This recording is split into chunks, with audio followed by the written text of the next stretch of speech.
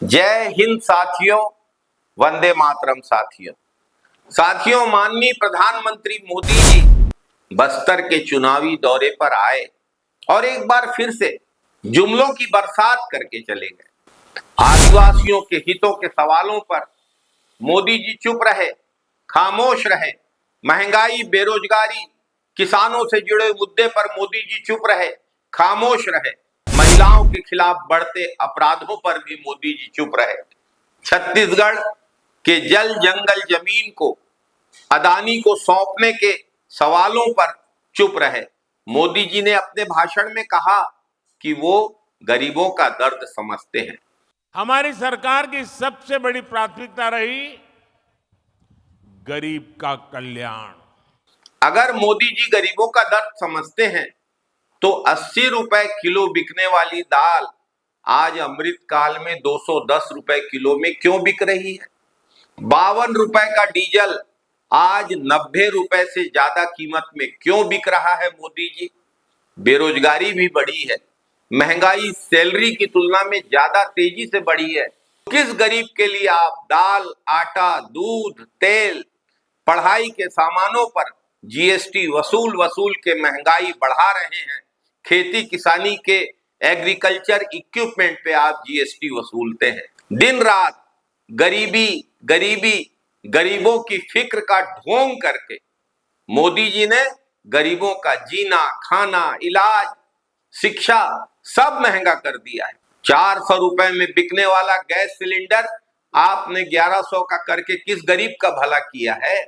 बस्तर की आदिवासी जनता ने पूछा, 32% आदिवासियों का आरक्षण मोदी सरकार ने राजभवन में क्यों रुकवाया है? आदिवासियों के जल जंगल जमीन की रक्षा के लिए कांग्रेस की सरकार द्वारा बनाए गए वन अधिकार अधिनियम 2006 में भाजपा सरकार ने संशोधन क्यों करवाया है? इस पर मोदी जी का जवाब आना चाहिए था। छत्तीसगढ़ में भाजपा की सरकार बनते ही मुख्यमंत्री की नियुक्ति नहीं हुई, मंत्रिमंडल निर्धारित नहीं हुआ, मंत्रियों के विभागों का बंटवारा नहीं हुआ, लेकिन हसदेव अरण्य में जंगलों की कटाई क्यों शुरू हो गई?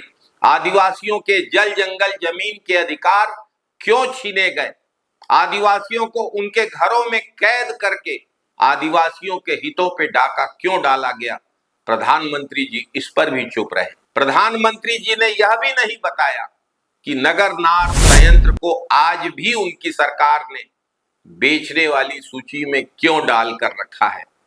प्रधानमंत्री मोदी जी, आपने तो बस्तर की जनता को यह भी नहीं बताया कि 2016-17 में जब इसी तरह केंद्र में और छत्तीसगढ़ में डबल इंजन की सरकार थी, तब ग्राम सभा की फर्जी कार्यवाही कर, एनओसी जारी कर, लौह अयस्क खदाने, नंदराज पर्वत अदानी को बेचने का काम क्यों किया गया?